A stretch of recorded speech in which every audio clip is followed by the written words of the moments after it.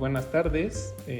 Espero que estén muy bien. El día de hoy en el proyecto Detrás del Libro nos emociona mucho llegar al 10º episodio y en particular con esta compañía tan particular. El día de hoy nos acompañan la maestra Bettina Cheto y la maestra en arquitectura Cristina López Uribe a propósito del libro Max L. Cheto, Arquitectura Moderna en México o Modern Architecture in Mexico, como salió el título en inglés. Muy buenas tardes, maestra Bettina, maestra Cristina, ¿cómo están? Hola, muy buenas tardes. Pues muchas gracias, Pablo. Aquí encantados y de estar aquí con mi compañera de batallas y de proyectos, ¿verdad? Muy Claro. querida Cristina. Bien, también yo. Feliz y gracias por la invitación, Pablo. Sí, qué gusto. A nombre de Fundark MX nos hace muy feliz que nos acompañen las dos, sobre todo porque ustedes fueron quienes coordinaron esta publicación. Y para comenzar a platicar un poco más sobre este libro y todo lo que implica este esfuerzo editorial, me gustaría partir un poco de la historia de la publicación. Y para ello será importante conocer a nuestro personaje, que en este caso me gustaría abrir la pregunta y la sesión con ¿quién fue Max L. Cheto? Bueno, a mí me parece de lo más pertinente porque realmente es el protagonista de esta charla, ¿no? De hecho, los protagonistas son el libro y el arquitecto Cheto, ¿no? Y pues sí, además no todo el mundo sabe quién fue, ¿de acuerdo? Me gusta iniciar, cuando me preguntan sobre mi padre, con el momento de su llegada a México. Y ese momento lo marca el edificio para artistas, el famoso edificio para artistas de Barragán y Cheto, que está en la glorieta Melchor Ocampo. Entonces, ese edificio, bueno, es del año 1939, cuando a pocos días de que había llegado mi padre a México, pues ya no solo se había conectado con varios arquitectos, sino que trabajaba con ellos. Es que a su paso por California y en especial durante su estadía de casi un año en el despacho de Richard Neutra, pues se había documentado sobre el acontecer arquitectónico en México. Entonces, voy a platicar un poco del bagaje con que llegó a México mi padre. Estudió en Berlín con Hans Pelzig, a quien le dedicó su libro, y antes también en Darmstadt y München. Inició su trayectoria al terminar la carrera, muy joven todavía, de 23 años. Empezó a trabajar en el Departamento de Planeación y Obras Públicas de la ciudad de Frankfurt, bajo la dirección del arquitecto y urbanista Ernst Mayr. Durante los años que duró ese gobierno progresista de la ciudad de Frankfurt, Cheto proyectó y construyó alrededor de 20 obras de habitación, salud, edificios técnicos y pedagógicos, obras en parques, en conjuntos de viviendas, en hospitales, una famosa escuela de cocina, varias obras para la empresa estatal de electricidad. Para 1927 se encontraba participando en los congresos del CIAM como su miembro más joven. También tuvo mi padre actividad docente en su natal Alemania, misma que pues llegó a su fin con el advenimiento del Tercer Reich. En virtud de que Max no se encontraba particularmente amigable al régimen, pues se empezó a ver en aprietos. Además, le había dejado de gustar el ambiente que se respiraba, así que en 1938 se lanzó a buscar nuevos horizontes. En Estados Unidos visitaría a Gropius, a Wright y trabajaría durante aproximadamente 10 meses en el despacho de Richard Neutra. Con este bagaje llegó a México en 1939. Para mayo de 39, 5 días después de su llegada, ya trabajaba con José Villagrán. Y por las tardes, Luis Barragán le llevaba trabajo a Traza. También se asocia con el arquitecto yucateco Jorge Rubio, a quien tanto estimaba y con quien proyectó y edificó el balneario de San José Purúa.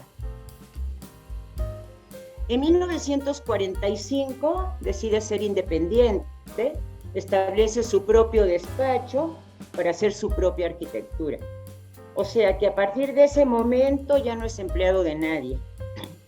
Claro, dependía de ahora de que su compadre Juan O'Gorman le prestara su firma, en virtud de que Max todavía no había adquirido la nacionalidad mexicana.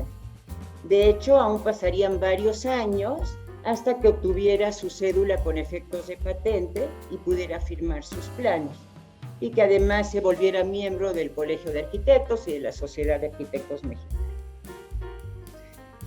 En el caso de aquellos colegas con quienes tuvo oportunidad de colaborar, y más específicamente su amigo Luis Barragán, me pareció importante distinguir aquí y en el libro, en mi artículo, distinguir claramente el periodo inicial, 1939 a 45, del momento 47 a 51, cuando Barragán le depositó su confianza y le encargaría, ahora sí en calidad de cliente, proyectos.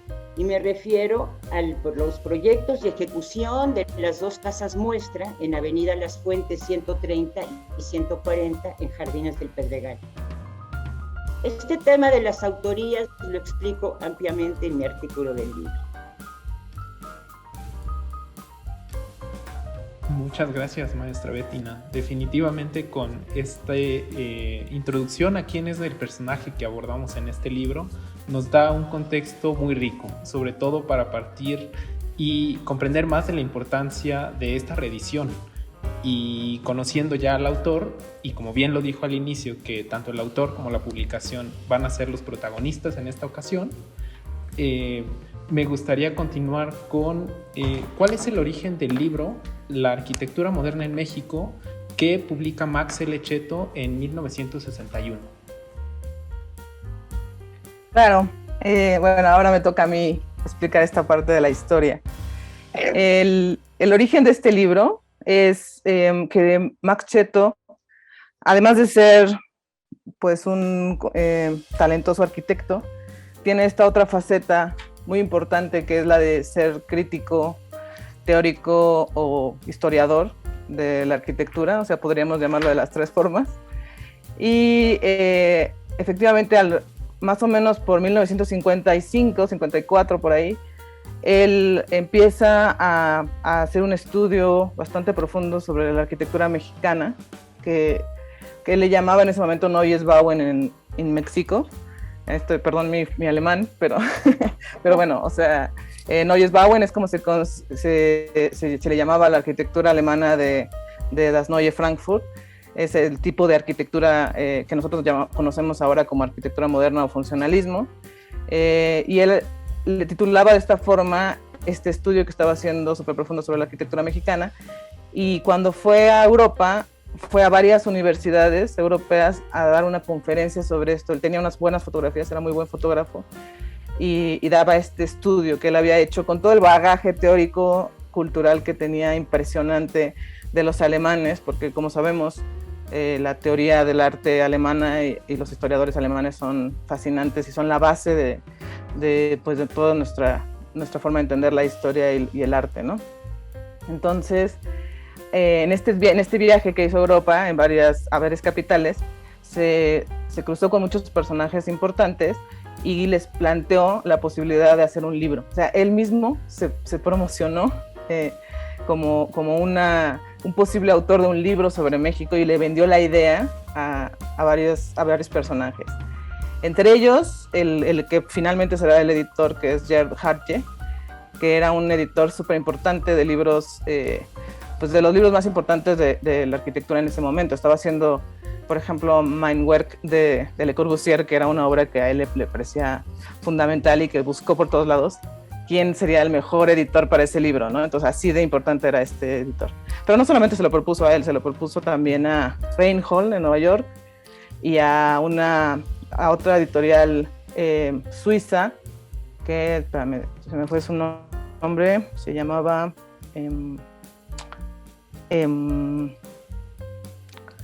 ahorita ya lo perdí, no me acuerdo exactamente, pero bueno, hay otra editorial suiza a la que se lo plantea, que también es de estas editoriales súper importantes de la época. Entonces es el origen del libro de Cheto. Tomó mucho tiempo realizarlo, pero desde el 55 le dijeron que sí estaban interesados en hacerlo. Sí, no, sin duda es una historia muy interesante para comprender que es un libro singular. La propia realización de esta publicación y con este antecedente que nos comenta y toda esta autopromoción hasta cierto punto, como bien lo categorizas hasta cierto grado, me parece muy interesante. Y hay otra particularidad que sale para esta entrevista, que es justo la reedición de este trabajo y que me gustaría dirigir un poco la entrevista hacia allá. ¿Cómo fue la decisión de relanzar este trabajo editorial de manera digital, sobre todo el año pasado, que se trató de 2021? Ahora voy yo. Esta idea ya la teníamos, Cristina y yo, de años atrás. Cuando en 2011 se publicó la edición facsimilar con el sello del Museo de Arte Moderno, esta edición se agotó rápidamente. Y ahí caí en cuenta que realmente era muy importante volverlo a editar y hacerlo accesible a los estudiantes. O sea, que no fuera realmente tan complicado conseguirlo, porque para empezar ya solo se conseguía con muchísima suerte, ¿no? O si no, a través de Amazon, en libros viejos, en una librería de usados. En total era realmente complicado, y pues yo sentía que este libro realmente, siendo un clásico de la arquitectura moderna mexicana, debía estar en renovada circulación. Así que, bueno, para mí además era muy importante que esta publicación saliera por el sello de la UNAM, porque mi padre fue pues profesor del taller ahora llamado Max Cheto desde 1965 hasta su muerte. Entonces era lo justo, ¿no? Y pues ocurrió que con el apoyo de Cristina, yo acudí al sistema de apoyos a la creación y proyectos culturales, mejor conocido como FONCA, y gracias a su apoyo que recibí en el 2019 y al apoyo del Laboratorio Editorial de Arquitectura, pues se pudo concretar este sueño que tenía de años antes. Y definitivamente es un sueño con una voluntad muy amable que hoy en día muchos agradecemos, y es el hecho de que esta publicación, más adelante ya lo podremos platicar, pero que se haya de manera gratuita. Ahora me gustaría hablar un poco de una peculiaridad que ocurre en esta edición de 2021, y es el tema de la colaboración. Hay este complemento muy interesante del libro y que me gustaría nos platicaran más. ¿Quiénes son algunos de los especialistas que escriben los ensayos introductorios para esta edición? El libro abre con un ensayo de Juan Manuel Heredia. Es uno de los grandes estudiosos de la obra de mi padre. Juan Manuel hizo su tesis doctoral para la Universidad de Pensilvania, precisamente sobre Cheto. Entonces tenía como un capítulo pendiente en su investigación, que aprovechó justamente el momento para que fuera este. Este es como la conclusión de su tesis, las reflexiones posteriores a la elaboración de su tesis. Es importantísimo porque, bueno, lo que él destaca es el papel de Cheto como teórico de la arquitectura. De eso ver su ensayo. Y luego, Felipe Leal, bueno, ¿quién no conoce a Felipe Leal, verdad? Pero bueno, de todas maneras les digo que es fundador de la Autoridad del Espacio Público del Gobierno de la Ciudad de México en 2008. Asimismo, coordinó la gestión para inscribir a CU como Patrimonio de la Humanidad ante UNESCO. Pero esto además lo hizo mientras sus oficinas se ubicaban en Agua 130, o sea, en la Casa Cheto. Ese es otro, ¿no? Otro enlace muy importante que siento yo con Felipe Leal. Luego, pues se desempeñó de 97 a 2005 como director de la Facultad de Arquitectura, de la cual es egresado. También fue discípulo de mi padre. Entonces, pues él accedió a brindar su mirada sobre Max Cheto como maestro y mentor. Luego tenemos a Daniel Escoto, arquitecto por la UNAM también y profesor activo de la Facultad de Arquitectura. Él también formó parte del comité que integró y desarrolló el expediente para la nominación del Campus Central de Ciudad Universitaria como Patrimonio Cultural de la Humanidad ante UNESCO. Lo que ocurrió, repito, en la Casa Cheto. Él fue la primera persona a quien 15 años atrás, y por eso le estoy en sumo agradecida, me instó a reeditar el libro. Me insistió en que era sumamente importante. Atendía sus sugerencias. Su ensayo versa sobre la formación profesional de Cheto y la época alemana. Luego tenemos a Cristina López Uribe, mejor hablo de ella porque ella es muy modesta y no lo va a hacer. Entonces, Cristina López Uribe y Salvador Lizárraga, especialistas en historia de la arquitectura moderna mexicana, profesores e investigadores activos de la Facultad de Arquitectura de la UNAM, e integrantes del Laboratorio Editorial de Arquitectura de la misma facultad, dedicaron largas jornadas a adentrarse en mi archivo personal de Cheto.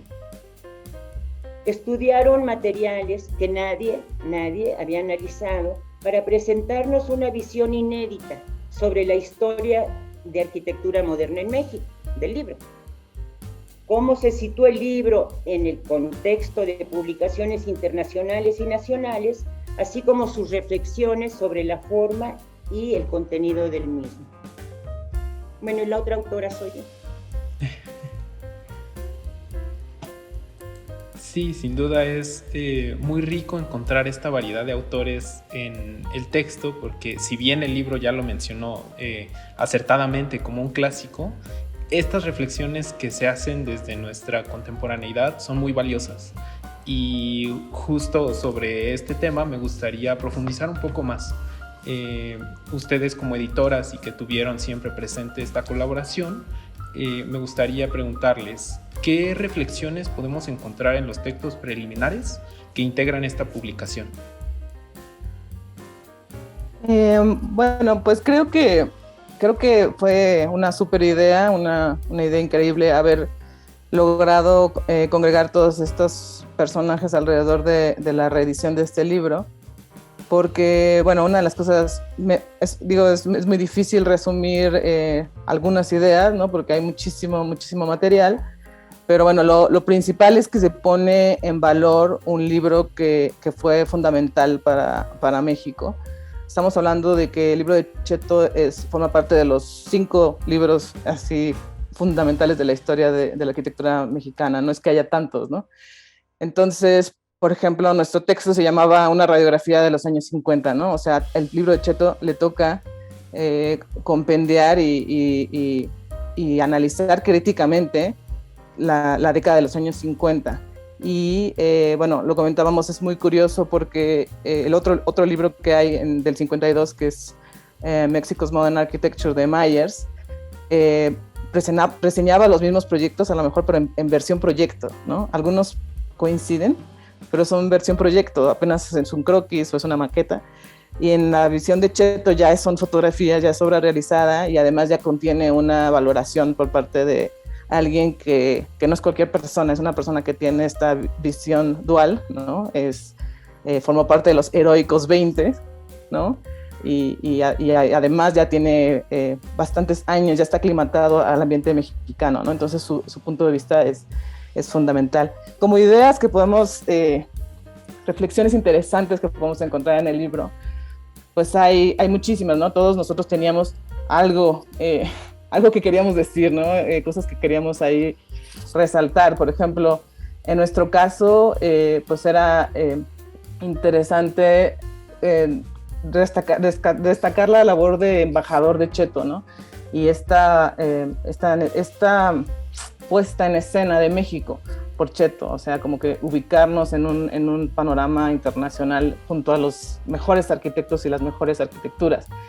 Digamos un poco para contrastar esta imagen de que la arquitectura del tercer mundo no está en el primer plano con los países del primer mundo, o que estamos como en un segundo peldaño, ¿no? Entonces aquí se ve que estamos en conversación, estamos en el lugar, este libro está en el lugar de los libros más importantes de esa época. Esa era una cosa que queremos destacar. Heredia, por ejemplo, quiere destacar hace una labor impresionante de escudriñar todo el texto introductorio de Cheto, buscando lo que él entiende como una guía, ¿no?, teórica muy sólida, con todo el bagaje teórico-cultural del que mencionamos hace un rato, una guía para los arquitectos mexicanos. Esta es como la contribución que Heredia ve en este texto, ¿no?, como un asidero para un momento que él y muchos personajes habían visto que se veía como una arquitectura mexicana en la deriva, ¿no?, como una desorientación, ¿no? Entonces, él va escudriñando el texto y eso es lo que quiere demostrar, ¿no?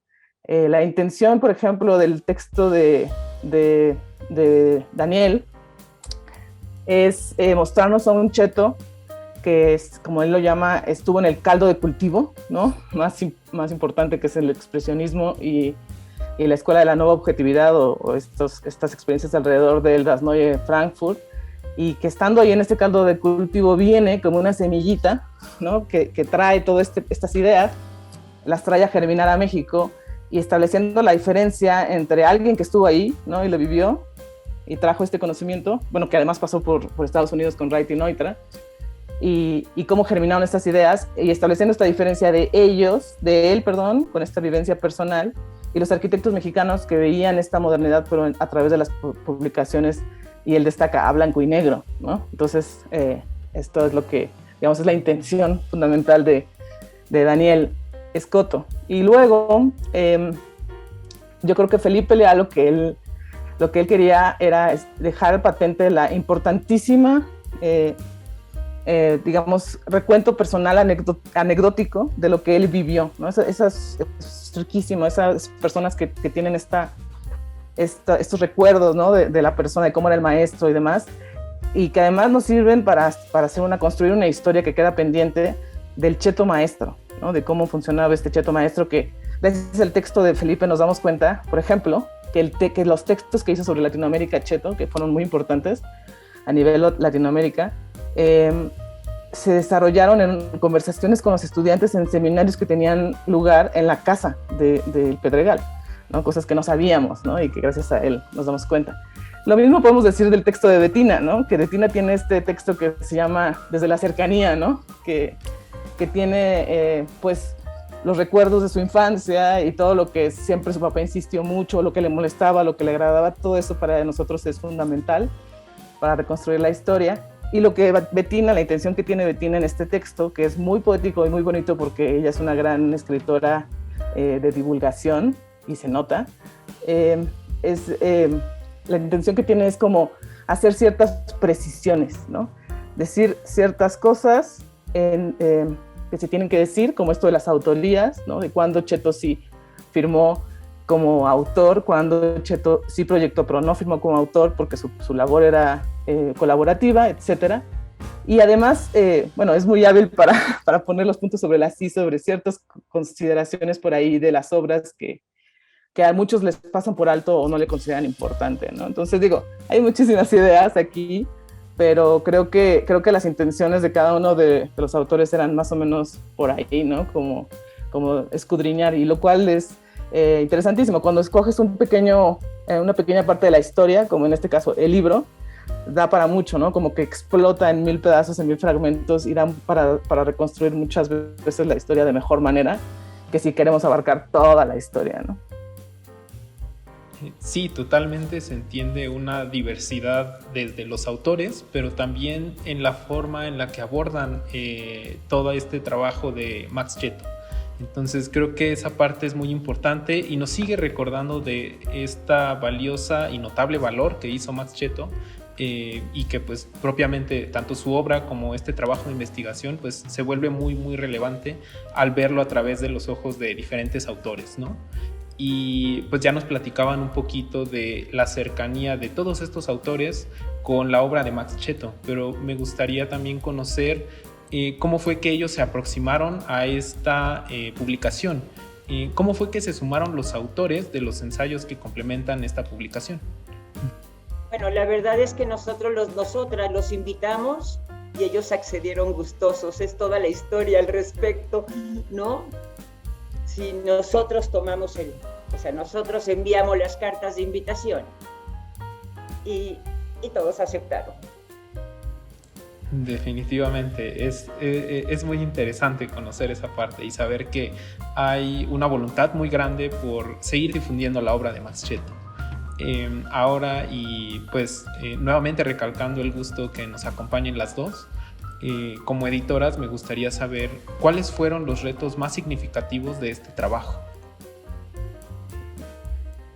Pues mira, el primero fue encontrar el momento adecuado. Como dice Bettina, este proyecto lo teníamos desde hace mucho, pero era tan padre, era tan interesante, que no encontrábamos el momento para dedicarle, ¿no?, al 100%.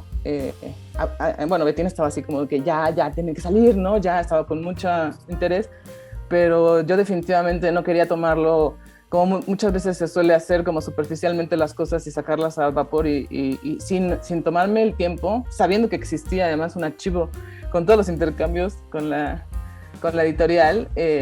Pues entonces eso fue lo primero, ¿no? Encontrar el tiempo adecuado. Después vino la pandemia, lo cual sabemos que fue bastante problemático, ¿no? Y estaba la premura de la beca que tenía Bettina. Pero eso nos permitió un poco, la pandemia nos permitió un poco también tener el tiempo disponible, porque era como un respiro, ¿no? Como que la ciudad se detuvo, todo estaba detenido y nos brindó la oportunidad de revisarlo con calma, porque la siguiente gran dificultad es que todo estaba en alemán, ¿no? Entonces teníamos que verlo con muchísimo cuidado, revisar las traducciones con Bettina para que no estuviéramos malinterpretando un lenguaje que es bastante complejo, ¿no?, para nosotros que somos hispanoparlantes. Después, para nosotras dos era muy importante el hecho de que se respetara el ver el libro abierto, ¿no?, como, aunque sea un libro digital, que pudiéramos tener la opción de ver el libro abierto. ¿Por qué? Porque hay una gran tradición de libros de arquitectura moderna que funcionan así, que están armados de esta forma, ¿no?, como un libro físico. Los argumentos en los libros de arquitectura moderna se construyen por la construcción de las imágenes, los pies de foto y los textos. Es una construcción completa, no podemos hacer como se han hecho en otras ocasiones facsimilares, quitando el texto, copiando y pegando en otro formato, ¿no?, porque se le quita todo el sentido. O sea, hay un gran, precisamente organizando el archivo, hay grandes y grandes y grandes textos al respecto de cómo colocar las imágenes, ¿no? Los editores le enviaban maquetas a Max Cheto y Max Cheto cambiaba el orden de las fotos para que dijeran lo que él quería que dijeran, las imágenes. No estamos hablando de textos, estamos hablando de imágenes, ¿no? De qué dice una imagen junto a la otra, ¿no? Entonces para nosotros era muy importante que se respetara este formato, lo cual nos lleva a la siguiente dificultad, que fue el cambio de coordinación editorial. El personal de la coordinación editorial cambió por completo porque vino un nuevo director. Empezamos con el director Marcos Massari y continuamos con el director Juan Ignacio del Cueto, quien trajo un nuevo equipo editorial con el que tuvimos que hacer a marchas forzadas todo el libro para salir a tiempo con la beca de FONCA y entonces hubo que negociar con ellos esto de que se hiciera un flipbook, de que tuviera enlaces, ¿no?, por todos lados. Ellos nos ayudaron, nos apoyaron para que lográramos esto, ¿no? Pero fue súper rápido. Entonces, digo, esas son algunas de las anécdotas. Pero bueno, agradecemos a todos los que estuvieron involucrados, diseñadores, Leti Moreno, bueno, no quiero decir nombres, pero bueno, a todos los involucrados de la editorial que nos apoyaron con esto. Sí, totalmente. Y se agradece mucho contar con su participación de ustedes justo para conocer este detrás del libro, que es el nombre del proyecto, y que ha sido mucho de la labor que hemos hecho en estos 10 episodios. Nosotros ya como lectores muchas veces ubicamos el libro ya impreso en digital y lo tenemos al acceso de un clic o de una compra. Entonces el poder tratar con ustedes, el que tengamos esta aproximación y conocer pues todas las dificultades que implica que uno pueda tener acceso a estos libros, pues es muy interesante y creo que pone mucho en valor de lo que implica el trabajo editorial. Y ahora que lo mencionas, pues en arquitectura totalmente, toda esta cuestión de la maquetación y cómo sí tiene un lenguaje también, pues creo que es muy valioso, algo que pocas veces llegamos a saber. Y ahora pues me gustaría redirigir un poquito la entrevista hacia nuestro segundo protagonista, que es el libro, pero el libro histórico, esta parte que escribe Max Cheto. Y para ello me gustaría empezar con los textos propios de Max L. Cheto. ¿Qué reflexiones podemos encontrar sobre sus textos de arquitectura moderna? Otra vez aquí me parece que no va a haber suficiente tiempo para hablar de todas las reflexiones que podemos encontrar de Max Cheto sobre la arquitectura moderna, pero bueno, voy a decir unas poquitas, ¿no?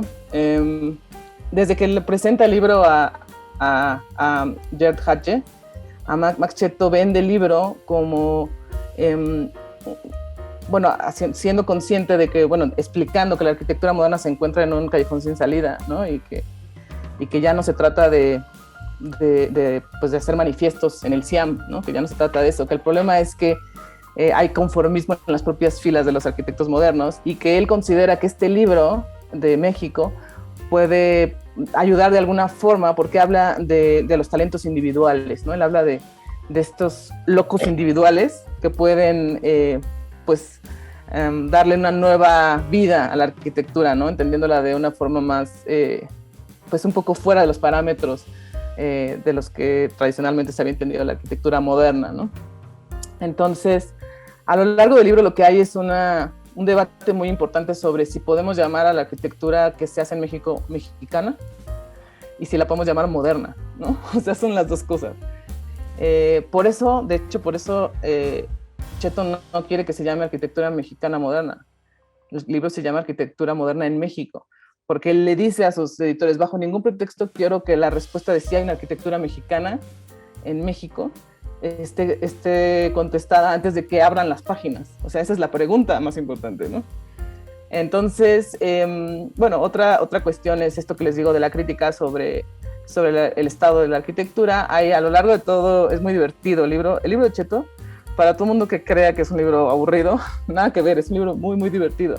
Hay una crítica muy importante a todos los arquitectos que están haciendo arquitectura miesiana. Dice en sus textos, él pone, estos arquitectos no entendieron a Mies, este es un Mies mal entendido, ¿no? Y luego, por ejemplo, como crítica en la Torre Latinoamericana mete una cita de Kierkegaard, ¿no? Sobre el aburrimiento. Entonces, es muy, muy chistoso cómo va hablando críticamente sobre ciertos arquitectos. De Villagrán dice que su sobriedad es monacal, por ejemplo, ¿no? Y bueno, incluso de los arquitectos que podríamos decir, de los que mejor hablan, los héroes del libro, que siempre hay héroes del libro, siempre hay villanos en el libro y héroes en el libro. Los héroes en el libro son Candela y O'Gorman, sobre todo O'Gorman, porque del propio Candela a veces lo critica, ¿no? Y es chistoso porque se llevaba muy bien con ellos, o sea, eran sus súper amigos. Pero a ambos los elogia y los critica al mismo tiempo de una forma muy, muy, muy sagaz, ¿no? Digamos. Entonces, pero sí podemos decir que la vía que él ve de salida a este callejón sin salida en el que encuentra la arquitectura va por la locura demoníaca, así le llama, la locura demoníaca de la casa cueva de O'Gorman, y por estas formas que satisfacen nuestro espíritu, así la llama, de la arquitectura de Candela, de las estructuras de Candela, que bueno, no son, generalmente son otros los arquitectos, pero Candela tiene que ver con el desarrollo de las estructuras, ¿no? Y es chistoso, y hay que decirlo, que originalmente el libro, ya viendo la historia, originalmente el libro no tenía tantas estructuras de Candela. Es durante la ejecución del libro, que se hace durante bastantes años, que los propios editores le piden a Cheto que incluya más cosas de Candela. O sea, surge el interés internacional por Candela y entonces le piden que meta más cosas. Y por eso están, si ustedes se fijan y ojean el libro, las cosas de Candela están metidas en una zona en la que parece que no van, ¿no? Porque era como el hueco que había, digamos, ¿no? donde podía meterla, ¿no? Pero bueno, sí dice este rollo muy importante que es que satisfacen nuestro espíritu, estas formas, ¿no? de los cascarones. ¿Qué más? ¿Qué más reflexiones podemos encontrar? Pues creo que es un buen resumen, pero hay muchísimo. O sea, hace, por ejemplo, un análisis súper, digamos, alarmante sobre la situación de la Ciudad de México, ¿no? Sobre la alarmante situación del monstruo que era la Ciudad de México. Esa era una cosa que le preocupaba muchísimo.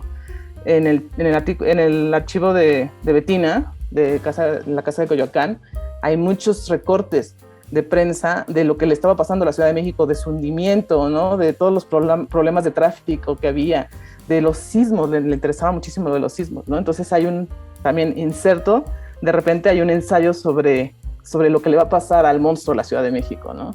Entonces es muy rico, digamos, tiene muchísimas reflexiones y muchísimas cosas interesantes.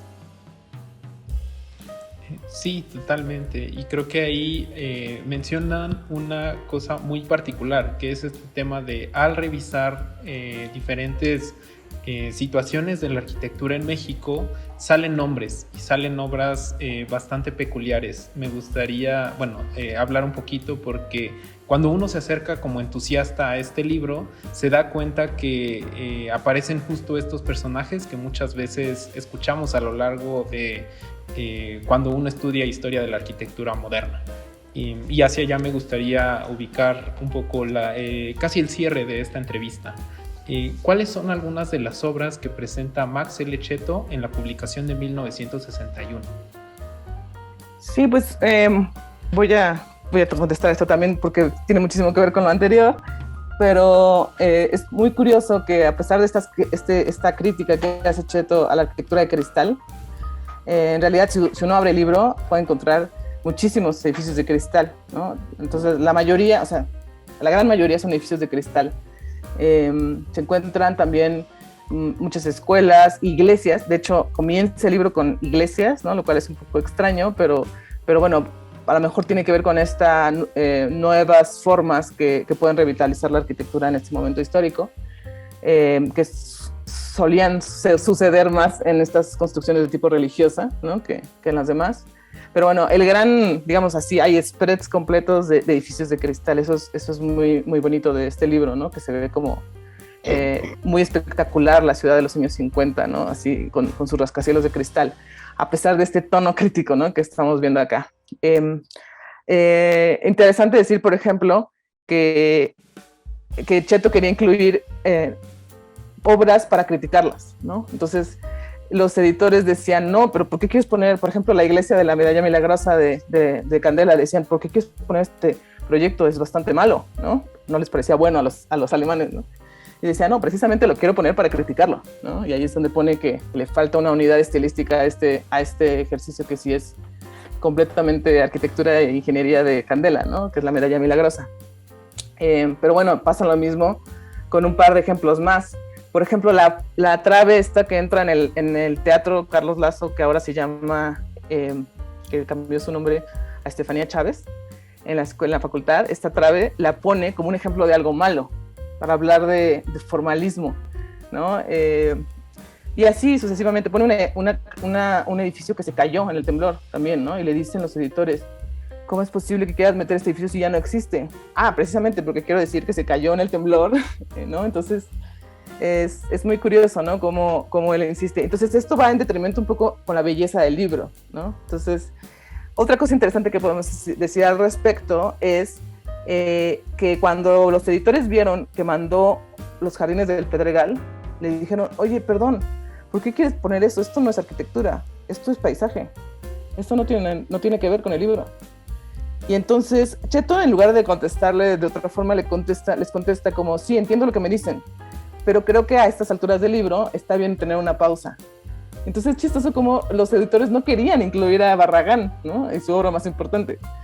Después, ya cuando se acerca la finalización del libro, e incluso proponen los editores como portada la fuente de Barragán y se queda, ¿no? Esa es la portada original del libro.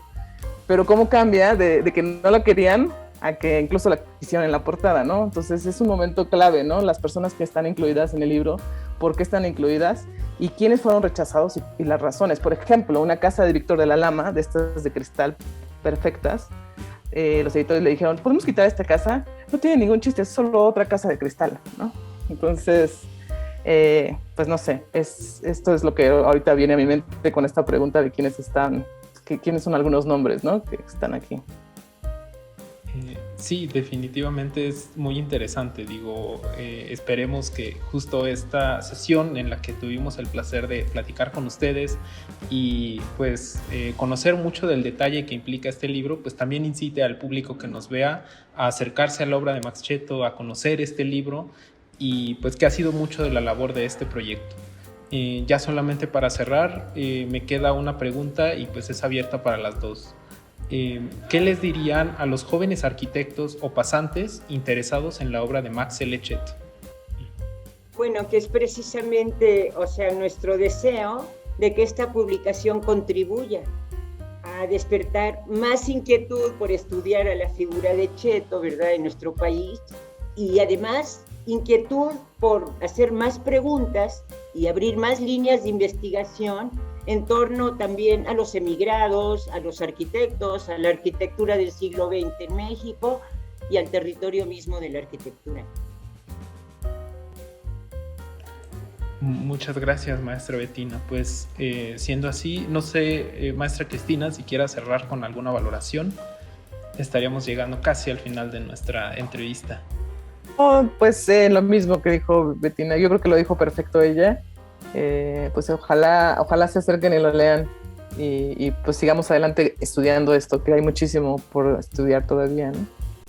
Sí, totalmente. Pues en ese caso nosotros, a nombre de Fundark MX y con el apoyo de la Facultad de Arquitectura de la UNAM, que en todo momento estuvo de acuerdo en este proyecto y que se entusiasmó en saber que estábamos realizando esta iniciativa, les agradecemos profundamente a las dos, maestra Bettina Cheto y Cristina López Uribe, que nos hayan acompañado en esta última sesión, nuestro 10º episodio de Detrás del Libro. De verdad, muchas gracias por esta aproximación, por contar con sus testimonios, que sin duda a quien se acerque al proyecto, estamos seguros de que se animarán a conocer el libro y el trabajo de ambas, que sabemos que Bettina Cheto es una gran difusora del trabajo de su padre y de la arquitectura en general, y pues Cristina López Uribe, desde el Laboratorio Editorial de Arquitectura en la Facultad, siempre está lanzando proyectos a favor de la divulgación.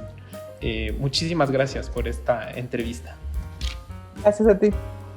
Gracias, Pablo. Y Cristina, gracias. Gracias.